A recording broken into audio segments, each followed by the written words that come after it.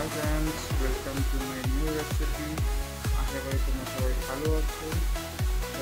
সামনে সবাই দেখতে থাকো। আজকে আমার নতুন রেসিপি। আজকে আমি করবো কাঁঠালের বড়া। কাঁঠালের বড়ার জন্য আমি নিলাম কাঁঠালটা ভালো করে ছেড়ে নিয়েছি, চাটনিতে ভালো করে ছেড়ে নিয়েছি।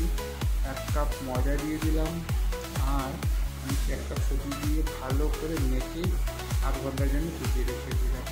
এখানে আমি কড়াই বসিয়ে দিলাম আর বড়াগুলোকে আমি ছেড়ে দিয়েছি।